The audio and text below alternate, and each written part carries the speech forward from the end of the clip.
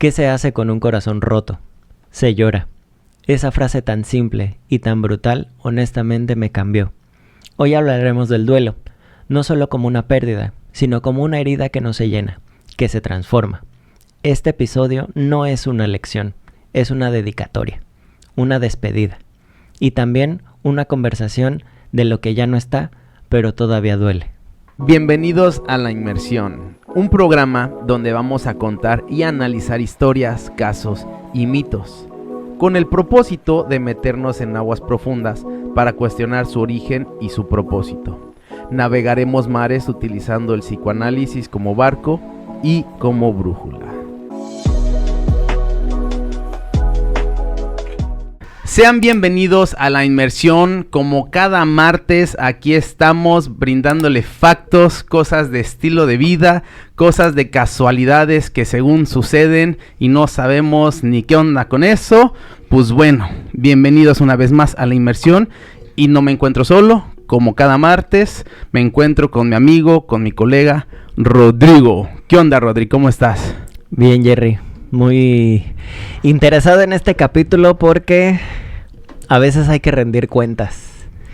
Y si me lo permites, en este capítulo vamos a rendir cuentas de algo sucedido. Les platico para los que nos están viendo la primera vez o los que ya llevan ratito viéndome.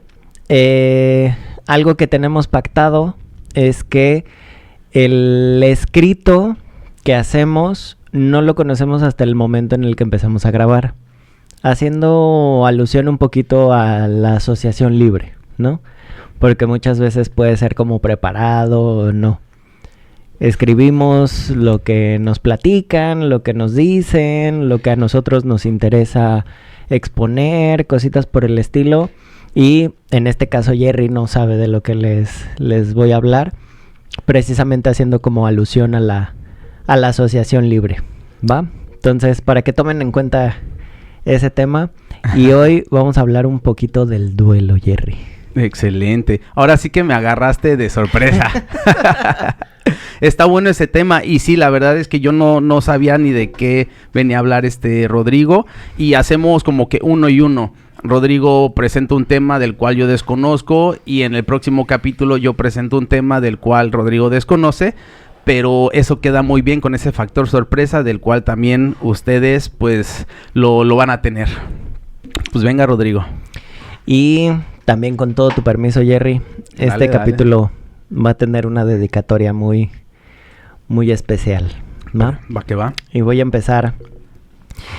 Para Jacques Lacan, el duelo no se trata de una mera pérdida, sino de una subjetivación de esa pérdida. Es un proceso que implica cambiar la relación de objeto perdido y no simplemente sustituirlo. El duelo, según Lacan, se centra en la constitución de un nuevo significado para la pérdida, inscrito un trozo en la realidad curva de un agujero producido por la pérdida. Dale. O sea, de primer momento me estoy dando cuenta que no se va a hablar algo de que vamos a reemplazar algo con otra cosa. Una pérdida se reemplaza con otra cosita, tipo en lo común, no sé, un perrito, ¿no? Bueno, un perrito, pierdes un perrito, bueno, vamos a adquirirte otro perrito. Sí. Más o menos, o sea, va lo contrario de eso. Precisamente, ese es el punto medular del duelo con Lacan. Que muchas veces lo que escuchamos es que tenemos que sustituir o llenar un vacío. Pero, ¿vacío de qué? ¿O cómo? ¿O qué nos estaba llenando? ¿Sí Sí. Entonces, Lacan lo pone como muy técnico, como muchas palabras acá que se pueden confundir. Pero, llevándolo al español natural o coloquial, podríamos decir que precisamente no hacemos eso de llenar un vacío, sino más bien es reconocer ese vacío y que eso es lo complicado. ¿Dónde podemos ver dónde se llena el vacío? Por ejemplo, en las personas que se vuelven alcohólicas, el drogadicto, el que comienza a fumar, todas esas como sustancias pudieran llegar a taponear ese agujero. Pero ¿qué voy a hacer con ese agujero que me dejó tu pérdida? Y para no meternos en temas tan escabrosos como una pérdida en el sentido de muerte, el duelo también se puede tomar como algo que se deja de ser. Eso es muy importante. Esa está buena. Porque suena como catastrófico el duelo, ¿no? El duelo por el ser amado, porque se fue, porque X o Y cosa. Pero muchas veces también pasamos duelos de perdimos un trabajo,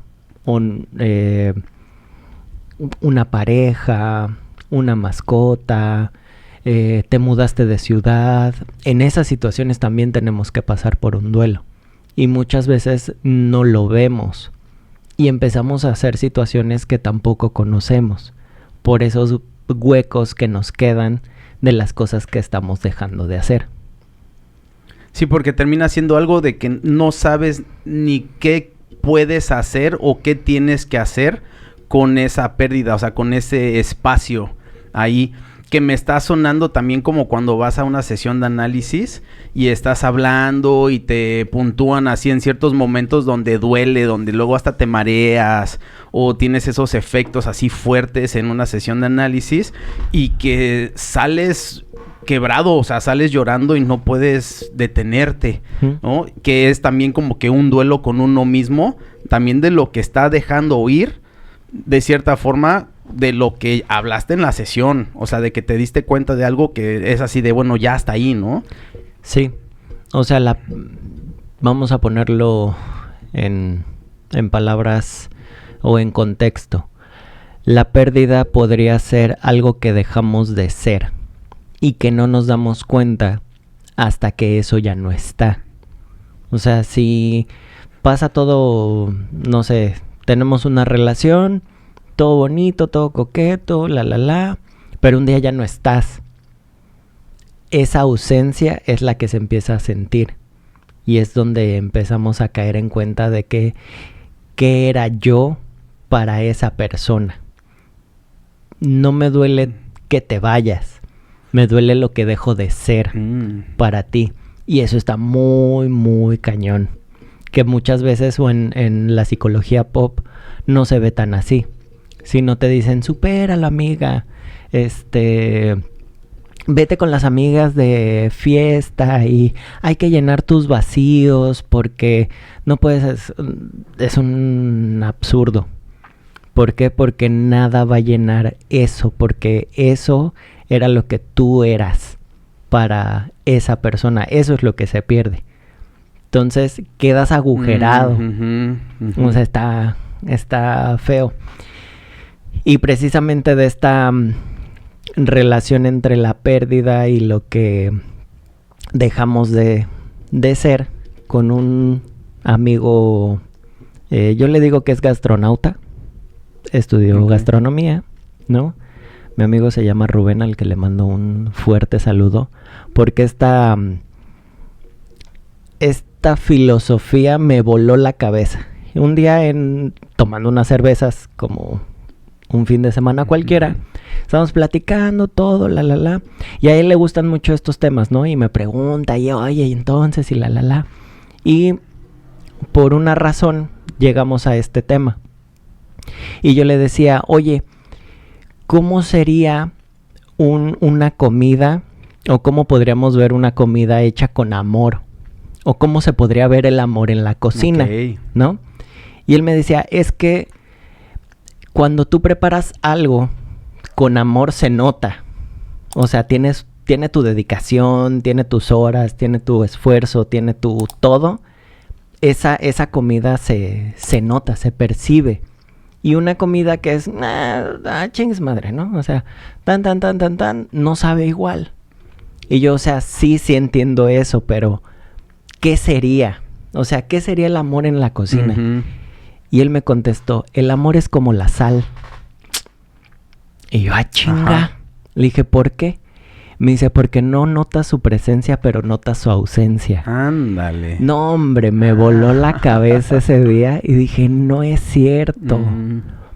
Todos hemos probado una comida sin sal y te das cuenta inmediatamente cuando no está. Pero si está, no lo notas. No haces un esfuerzo por decir, ay, esto tiene sal. Pues sí, porque ya sabemos que lleva sal, ¿no? Pero cuando no la tiene, te das cuenta inmediato. Y eso es muchas veces lo que pasa en el duelo. Suena bien cabrón porque es como que el posicionamiento donde te colocas y te colocan también, ¿no? Sí. O sea, el de que... voy a poner un ejemplo, pues más o menos movidón. Ahí va. Muere la madre, muere el padre, queda un hijo. Entonces ese hijo ya no es hijo. Porque ya no tiene una madre o un padre para ser nombrado hijo. Sí. Y queda ese hueco. Y eso es lo brutal del duelo. Y precisamente, ahí me voy a meter en un poquito técnico. Y dice la pérdida como un agujero en lo real. Lacan considera que la pérdida, especialmente la muerte, crea un agujero en lo real, una ausencia que el lenguaje no puede completar o suturar. Vamos a ponerlo en contexto. Si tu esposo se muere, quedas viudo. Hay una palabra para describir ese dolor, ¿no? Si tus papás fallecen, quedas huérfano. Pero ¿cómo se le dice a un padre que perdió un hijo? No hay forma. No tiene nombre. Porque ese dolor no hay palabras para explicarlo. Entonces, el lenguaje intenta ponerle palabras a ese dolor, pero no nos va a alcanzar.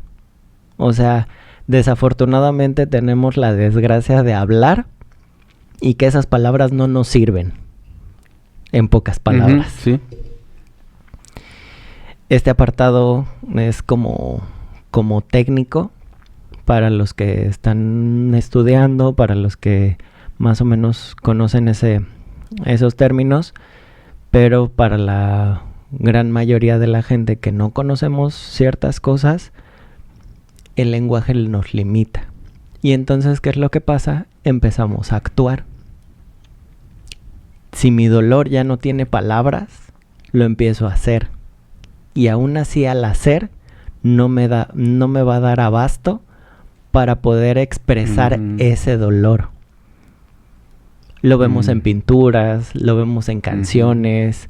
Hace ratito estábamos escuchando música de Linkin Park y le decía a Jerry, es que cuando Chester cantaba se sentía que le dolía. O sea, se escucha en su voz, en sus canciones, que le duele.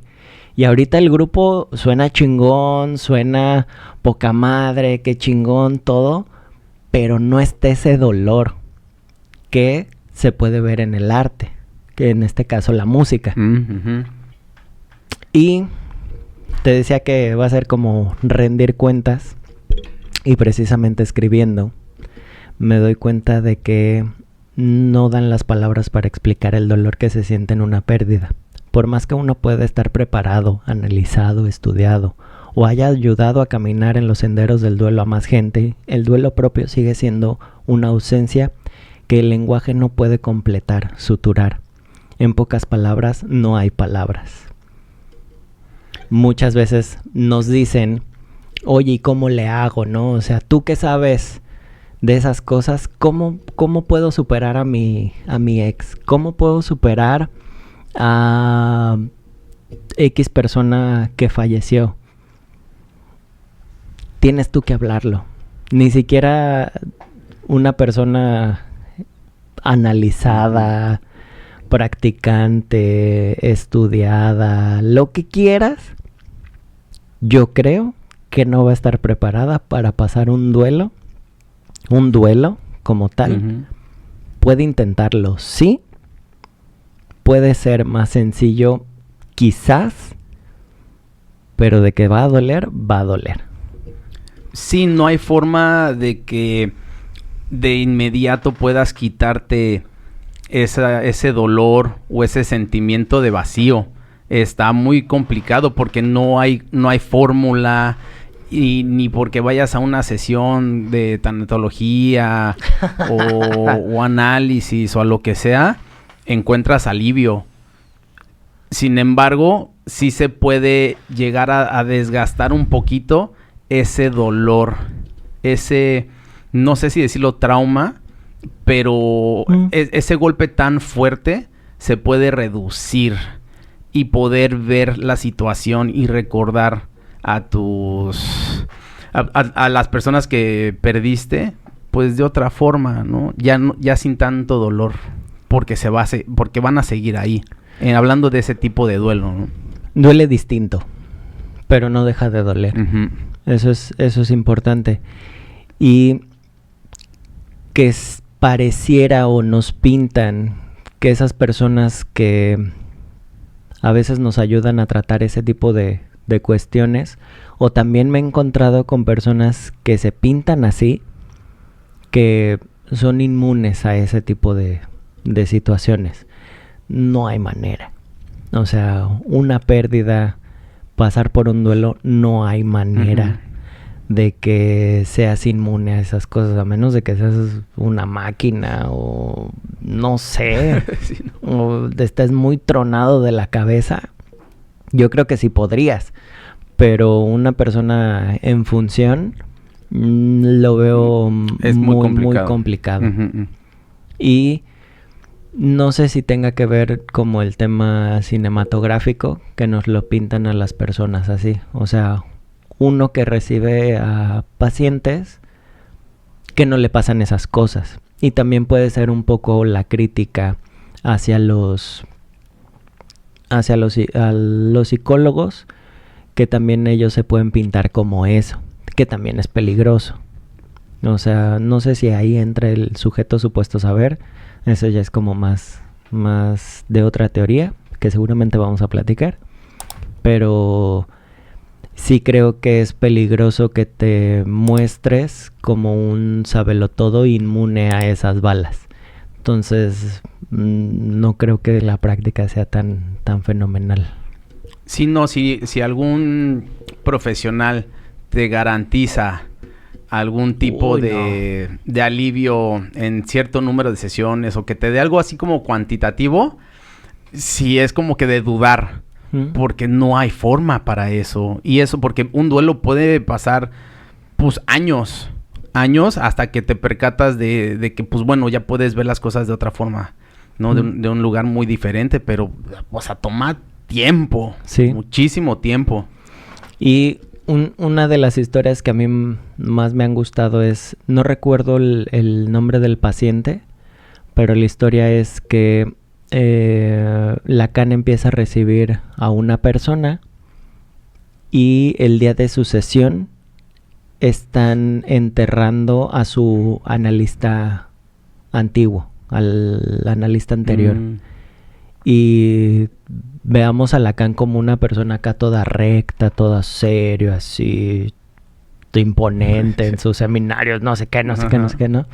Y en esa sesión, pues, llega el paciente y le dice, oye, ¿sabes qué? Es que, pues, mi analista falleció y me mandó contigo. Y, pues, quiero continuar, pero, pues, por eso vengo contigo, no por otra cosa. O sea, él te recomendó. Y Lacan le pregunta ahí qué pasó, cuándo lo enterraron, y en ese día y en ese momento lo estaban enterrando, y Lacan le dice, ¿y qué hacemos aquí? Vámonos. Y se lo lleva al funeral, y dices, oye, o sea, este güey que es acá todo imponente y la chingada, no, o sea, hay cosas importantes que merecen ese tipo de atención. No nos vamos a quedar aquí, vamos a llorarle allá, vámonos. Que muchas veces si nos quedamos como en la postura de no, yo, el analista, el psicólogo, yo no me salgo de las rectitud, pues no. O sea, hay cosas que sí merecen su respeto y sus lugares. que precisamente darle un lugar a ese duelo no es llenar ese vacío, sino hacer algo con eso. Todos tenemos vacíos, todos tenemos vacíos. Sí, claro. Porque hablando como generacional o como el ser humano, en el de que la línea es de que los padres deben morir antes que los hijos. Uh-huh. Esa es como que la línea, ¿no? Sin embargo, pues existe el duelo en eso, a pesar de que sabemos de antemano que eso ¿Qué va a pasar? va a suceder. Pero se puede alterar el orden en el de que ya no sigue esa línea y entonces todavía por eso puede ser un poquito más fuerte el de que y que ni siquiera hay una palabra para cuando pierdes a un hijo. ¿Mm? Y aunque haya una palabra puede taponar también la situación, el decir no es que soy viudo. Ok, pues sí, viudo como que también justifica ciertas cosas que pueden hacer que tú actúes de una forma en el momento de esa pérdida, ¿no? Sí. Puede como que taponar eso y pues no saber qué hacer porque ya se justifica y dices, pues es que soy viudo. Uh-huh. Y ya no sabes qué más hacer porque ya también hay una palabra que podría describir y ayudar a poner en ese lugar. Sí, ¿qué hace un viudo, no? O sea, o qué hace un huérfano. Ajá. Sí, podría taponarse ahí un poco. Hay una serie de Netflix que se llama The Midnight, que es como un podcast, que hace un monito morado, se las recomiendo. No la he visto. 100%, véanla. Y se trata de un personaje que va como en diferentes mundos y hace como entrevistas o cositas por el estilo. La animación no es tan bonita hablando estéticamente, pero lo que dicen sí es bastante bonito, o sea, sí está entretenido la serie. Y hay un capítulo donde el fulanito se va como al más allá o algo así y se encuentra a su mamá y están platicando. Están platicando y no sé qué, y no sé qué, y no sé qué. Y de repente el fulanito le dice, es que mamá, yo te extraño. O sea, ¿qué hago? Y le pregunta, ¿qué se hace con un corazón roto? Y la mamá le contesta, se llora. Ándale. Sí. ¿Qué más puedes hacer? ¿Qué más puedes hacer? Ese está brutal, ¿eh? O sea, porque es cierto. O sea, ¿qué otra cosa puedes hacer? Y hay personas que deciden no hacerlo. Sí. Que deciden no llorar por mostrarse fuertes o ese tipo de cosas, ¿no? Y que muchas veces, o he escuchado muchas veces en la clínica, que no les pega en ese momento. O sea, así lo describen las personas. Es que no me pega en ese momento, pero pasan ciertos días y es cuando empiezo a darme cuenta que me está doliendo. Pero pues ahí es cada persona. O sea, creo que esto sí es como más específico. Cada persona tiene que rendir cuentas de su duelo. Lo que le dice la mamá al hijo en este programa a mí se me hizo brutal. Sí. Y explica y engloba lo que muchas veces llegamos al consultorio a preguntarnos. O sea, ¿qué hago con esto? O sea, ¿qué hago con un corazón roto? Se llora. Y no hay más. Durante la cuarentena recibí una llamada en la madrugada y decidí contestar porque pues me sorprendió que cierta persona me hablara a esa hora, a pesar de que estábamos en cuarentena. Y contesto y estaba llorando, ¿no? Digo, pues, ¿qué pasó? Pero pues ya pues más o menos me estaba imaginando, ¿no? Por la situación en la que estábamos pasando, ¿no? Y y me empezó a decir, ¿no? De que fallece su papá, ¿no? Por la pandemia. Y se soltó, pero pues tampoco era como que pues le podía decir algo. O sea, no me sentía en el momento para decirle algo. La dejé. Y pues así poquito a poquito como que le preguntaba así cositas, pero muy sutiles, ¿no? Y se soltaba a llorar más y más y más. Y así fue como una llamada de unas 2 horas. Ujú. Y al final me dijo, oye, muchas gracias porque necesitaba llorar y no sabía con quién o cómo hacerlo. Y pues tú me ayudaste a poder soltarme, ¿no? Sí. Gracias. Pues no hay de qué, ¿no? Te mando un abrazo y pues ahí para la próxima. Y muchos dirían, no hiciste nada. Cuando en realidad eso es lo que se tiene que Ujú. hacer, o sea, nada. O sea, no hay como una fórmula, no hay como sigue estos pasos y te vas a aliviar o no, o sea, la Ujú. realidad es que no, o sea, me atrevo a decir que la gran mayoría de las personas que hemos llegado a un consultorio llegamos por un tema así, por el duelo. Algo Mm. pasa que nos hace ir ahí. Cada quien Sí, claro. rendirá cuentas de ello, pero en mi opinión, yo creo que mucha gente o la gran mayoría de la gente llega a un análisis por un duelo. Sí, sin importar qué tipo de duelo. Es un duelo. Sí. Porque también en el psicoanálisis no es como que se segmenta, ¿no? Para decir, existe este duelo, existe este duelo, existe este duelo, existe este duelo. Tú dale, tú habla, no importa. Tú déjalo ir, suéltalo, ¿no? Llóralo. Que creo que también es importante que acotemos. O sea, va a haber duelos a duelos. No todos los duelos te van a llevar a un análisis. Eso es importante.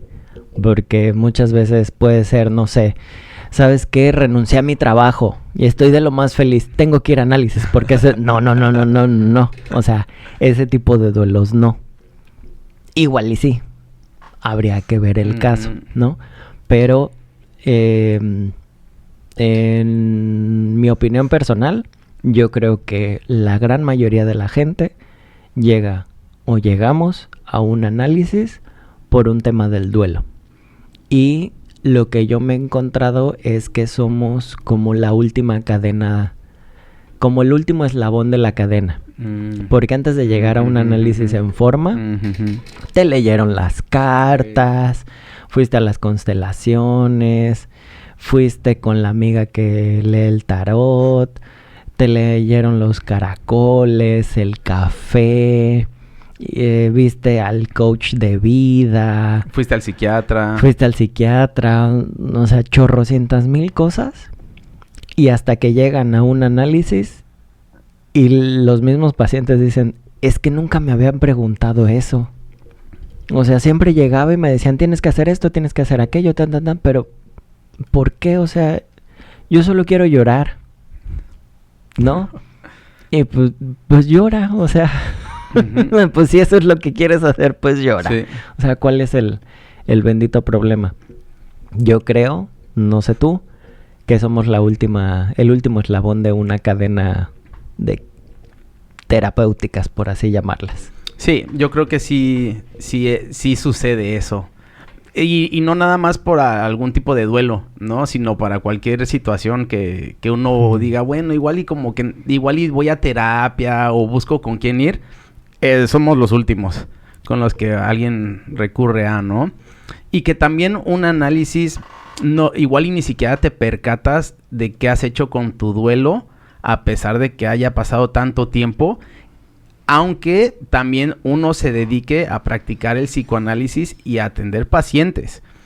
Por ejemplo, el Sergio Campbell, que es alguien que practica el psicoanálisis de Argentina. Uh-huh. Hay un libro que se llama Viajando con Freud, y él escribe de que se percató de que él estaba haciendo algo con su duelo por la muerte de su padre al escribir ese libro.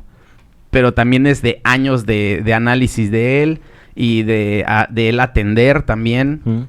Jan Alush también, muere su hija y después de 10 años por fin puede articular algo sobre el duelo y nos regaló un libro así chingoncísimo. Precioso, sí. para leer, y nos cuenta qué le sucedió a su hija, y después de 10 años él pudo escribir algo y hacer algo con su duelo después de muchos años, ¿no? Después de mucho tiempo.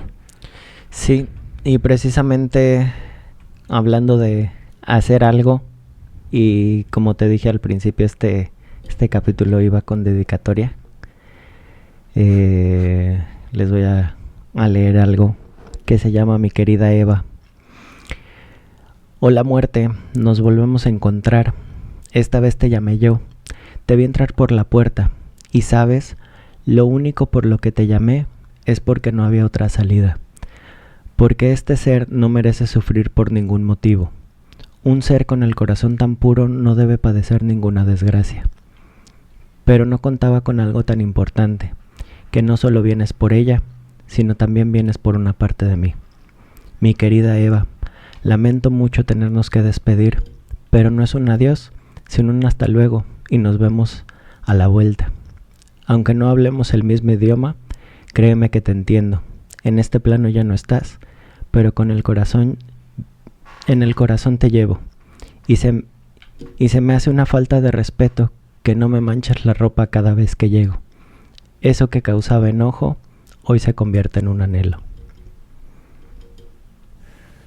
Mi querida Eva, donde quiera que estés, a la vuelta nos vemos. Gracias, Rodri. Gracias por compartir eso. La verdad estuvo conmovedor. Movió. Y saludos a la querida Eva.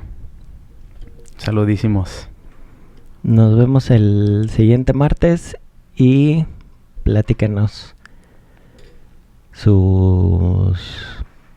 cuéntenos sus comentarios, qué les pareció y si quieren que indaguemos un poquito más en algún tema, con todo gusto. Cuéntenos qué opinan sobre el duelo, si les ha sucedido algo, que sientan que igual y no saben con quién acudir. Nos pueden mandar un mensaje y les podemos recomendar para que vayan con alguien y puedan hablar eso que quizás no pueden hablar y que hagan algo con su duelo. Saludazos a todos, danle like, suscríbanse, comenten. Nos vemos el próximo martes. Chao. Chao.